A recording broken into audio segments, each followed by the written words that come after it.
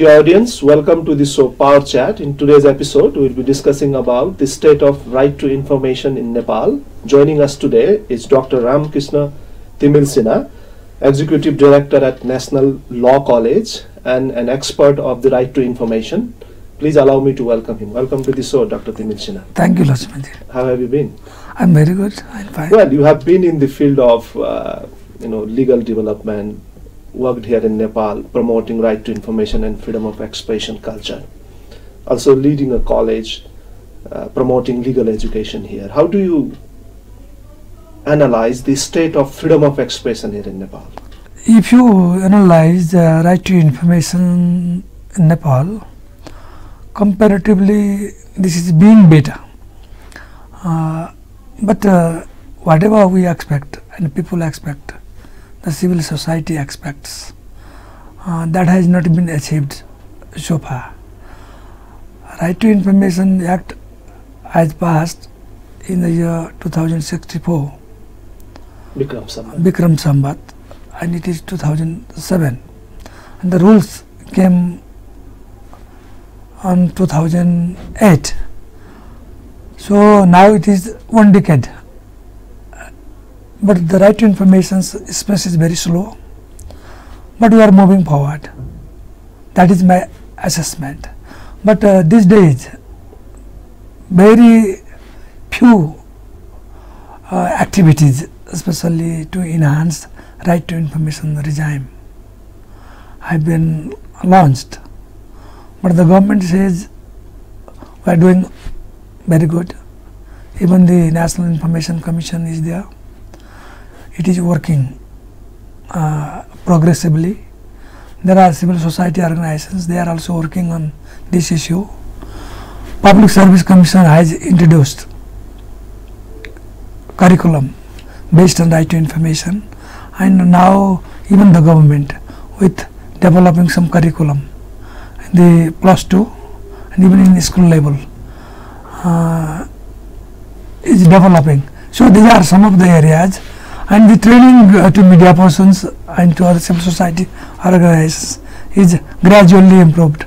So I think, let us hope, it is moving but slowly.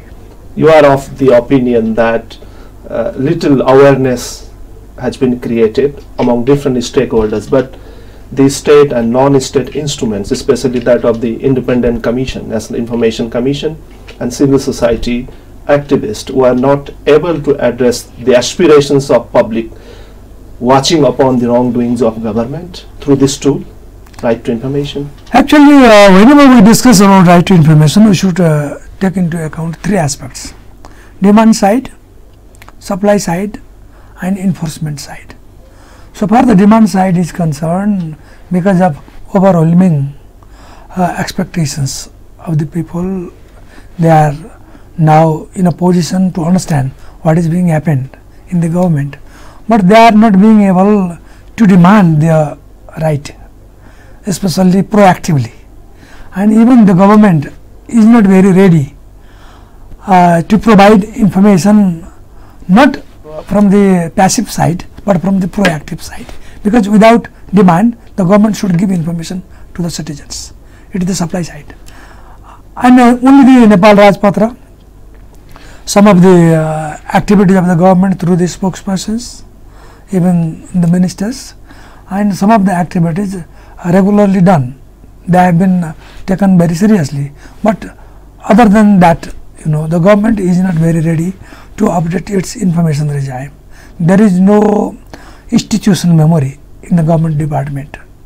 If you go to any department and ask information of past 10 years, then it is very difficult to trace out the files. Dr. Timalsena, it has already been 1 decade. Both demand and supply side are not, appropriately engaging in the promotion of information culture.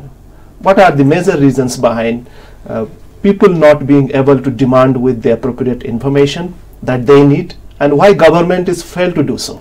Actually, people are not very much aware, especially in a rural area. They have not been able even to know what is the situation of right to information in Nepal, because of awareness program, because of training program, because of the financial constraint, even institutionally, they have no very easy access to implementing mechanism, enforcement mechanism, say the Right to Information Commission, that is in Kathmandu. But a person from Jumla, he wants or she wants to have information, or she has to go to lodge the complaint to the NIC. Of course, there is provision, you can use online or so and so forth, but they are not been in tune with that. But so because the of Commission claims that it is reaching out to all districts through the government networks and creating awareness. What do you have to say about actually, they are trying their best. Even the CDO office is one of the focal persons. The CDO office itself is responsible for proactive disclosure of the information, and how could they implement it very efficiently? This is one of the aspects. Second aspect, until and unless the civil society members themselves are aware and they know their right and where to go if it has not been honored by the concerned public bodies, that is one of the problems. Second thing, the supply side itself lacks energy. They don't have budget, even they don't have very good system of responding the queries of the people. Of course, there are some things like the Pradhan Mantri Janata Sangha, Prime Minister with people, that is the program, but that has not been much effective even today. There are some hotline responses, but they have not been able to the extent we expect. This is the problem. And again, the problem is not only of the regime. We have very good constitution. Article 27 of the present constitution talks very clearly about right to information. Also, we have enacted now very recently Right to Privacy Act, because without right to privacy, right to information cannot be perfect. Even it was the case of United States of America. They brought Freedom of Information Act in the year 1966, and it was not very effective until they enacted Privacy Act 1973. And could you also shed light on these legal development in these recent days that you are referring, including that of the Right to Privacy Act and the constitutional provision, including that of the recent criminal code that was effective from last August? How do you see these provisions, these legal provisions in relations to ensuring right to freedom of expression and right to information? Actually, very recently, Parliament has passed Privacy Act 2018, and before that, in the year 2017, we had passed Civil Code Act. Civil Code also provides protection of right to privacy. At the same time, the Constitution itself talks about right to privacy, but we have not been very clear about the regime. Right to privacy in international area is basically governed by law of torts, but we have very little aspect of law of torts regarding right to privacy. There is also civil remedy. Civil remedy is compensation in right to privacy as provided by Civil Code, but we have also penal code that provides privacy protection, and privacy violation has become one of the crimes as envisaged by the penal code. So, if you go through the Constitution, penal code, Civil Code and Privacy Act, there is no uniform tune, whether it is tort, whether it is civil wrong or it is the crime. There must be very good demarcation, and people do not understand what is the scope of right to privacy. Whether you have personal right to privacy, right to be let alone, or you can say zero relationship, or you can say I want to be let alone from rest of the world. This is one aspect. Second thing is data privacy, information privacy. Whether you are well secured, well guarded, there is no any specific rules. Because of social media and development around the world, people's privacy is very fragile now. There must be very clear-cut demarcation between public figures' right to privacy and a private figures' right to privacy. That's not the same thing. But very core aspect of right to privacy is the same. But so far the information, the activities and personal data are concerned, public figures' right to privacy is lesser protected than the private persons. Do you mean that these recent legal developments, Yes. You are referring to these provisions, are not in line with the Article 27 of the Constitution of Nepal? There must be very clear-cut vision whether our right to privacy, what are the areas of privacy violation which is governed by law of torts, and what are the areas of privacy violation which is governed by civil law, and what are the areas of the right to privacy violation which should address by the penal provisions.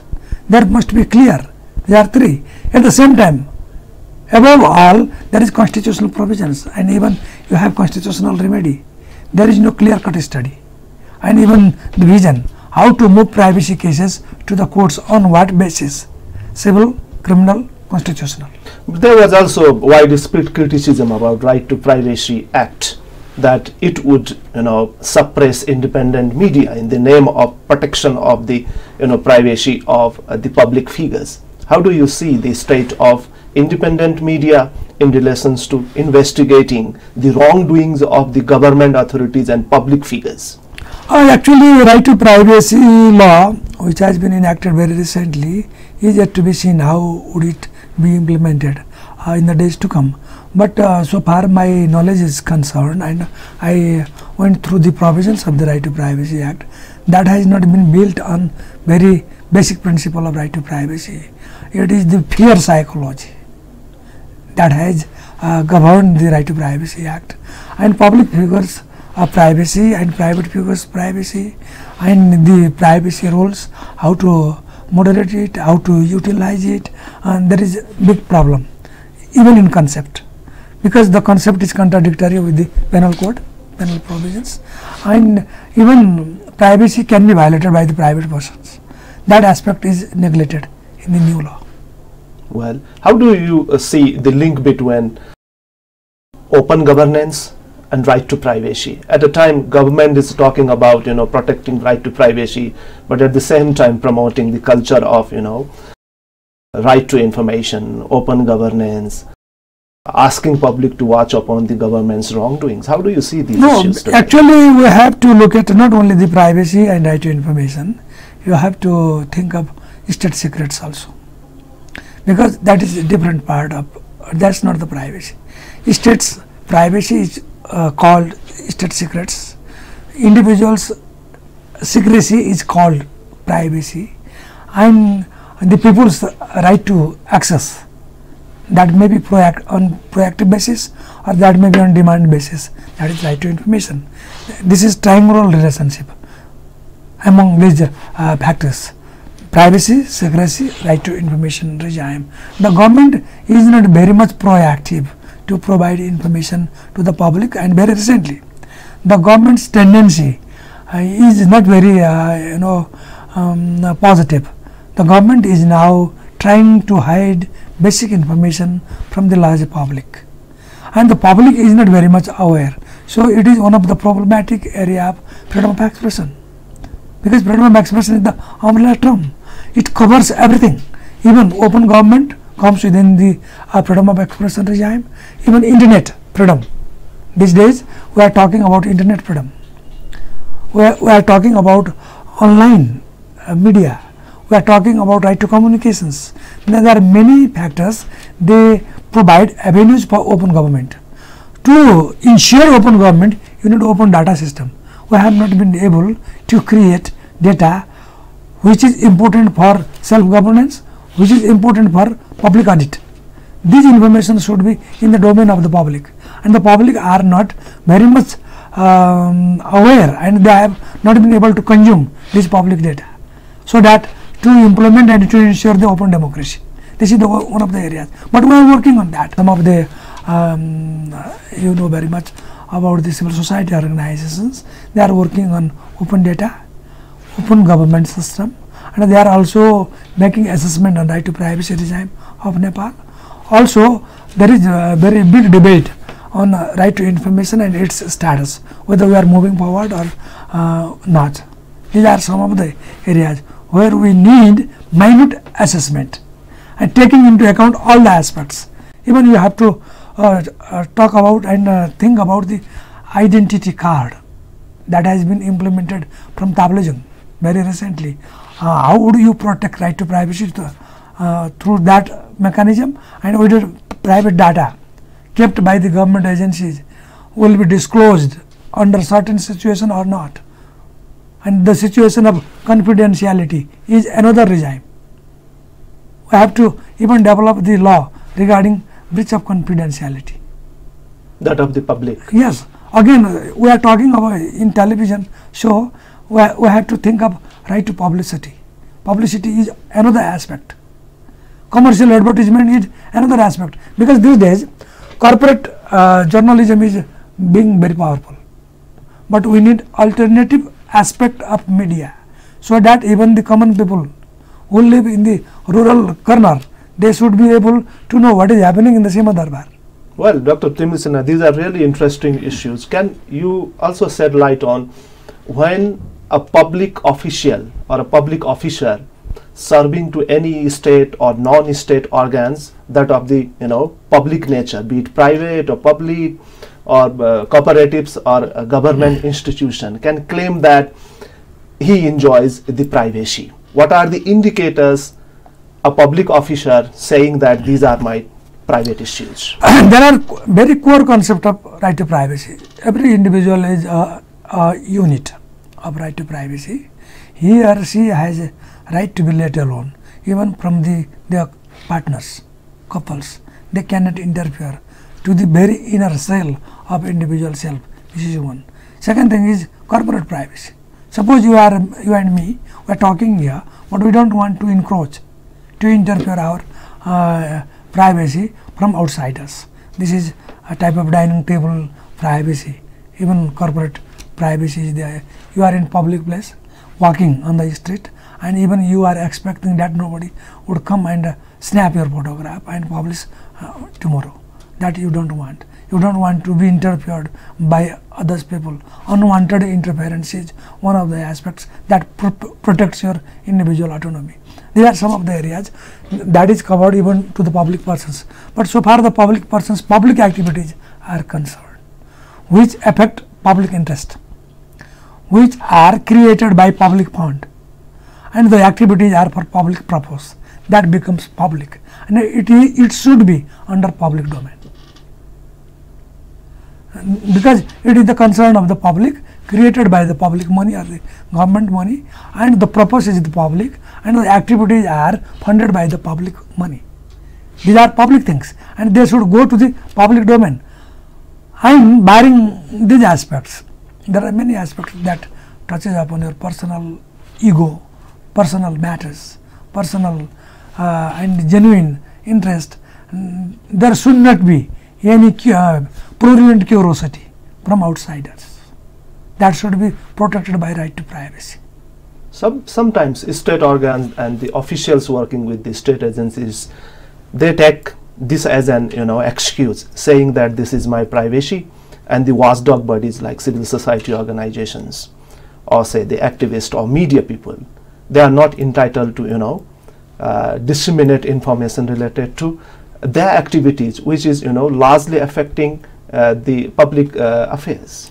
I stated very clearly, if your activities are funded by the public money, if your activities affect public interest, if your activities are of public nature, that should not be kept in secret.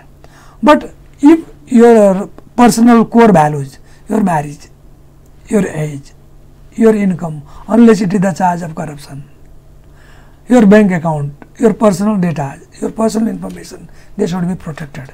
If the relationship is not protected by law, then the democracy will not survive. Only it is not the right to privacy regime, it is also the right to information regime. They are not adversary, they are complementary and supplementary. Also that the government has some secrets. Suppose the security matters, how much the personnel are employing to maintain the security of the country, and who is posted where, which is very strategic sensitive area, that is a matter of private. But how much budget is allocated for the security personnel, that is public, because the number is not a very big thing, but the person who has been assigned or deployed in particular point of security concern, that is the matter of security. Therefore, security, sovereignty, national economy, national foreign policy, certain things, and immature things yet to be published, yet to be matured. These are some of the areas where the government may have interest. But the public has interest, and public has right to demand, even to inspect, not only demand, to inspect, to involve into policy makings. These are the three areas of right to information. Right to information does not only ensure to get the certified copy. Right to information also ensures you have right to inspect where public functions with public money is undertaken. You can ask how much money is spent, how you have constructed this road or the building with government or public money, and what is the quality, whether publics are affected, consumers are affected. That is the second aspect. Third thing that is lacking even under our right to information law: participation in the public policy making process. In United States they call it sunshine law. Even public can participate in the annual meeting of big regulatory agencies in the United States. But in Nepal, with some exceptional provisions to take part in the parliamentary committees, we don't have that sort of practice to participate in the public policy making and public policy deliberation issues. Of course, we have some sporadic legal provisions like EIA, Environmental Impact Assessment Program, where public can take part. Sometimes even we conduct public hearing programs. We also consult the public wherever it is appropriate, but it is not very systematic one. It is not very mandatory in every aspect. So we have to make that provisions of sunshine law even in Nepal. Well, you also refer to the problems associated to online expression and independent journalism as well. How do you see the status of utilization of the right to information tools here in Nepal for practicing independent and investigative journalism in one hand, and the public citizens at large expressing their dissatisfaction towards the work of state agencies through online expression? Freedom of expression regime of Nepal is not very systematic. Constitutionally there is no problem. Nepalese constitution is very perfect from the guarantee of freedom of expressions perspectives. We have to even think of Article 17, 18, 19 of the constitutions that ensures freedom of expressions, which also covers not only the right to seek and receive information as it is in right to information, it also ensures imparting information to the public. It is the media freedom.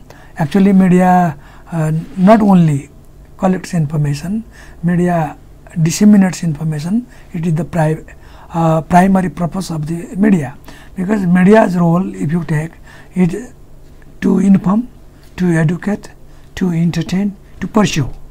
These are the four roles that media plays.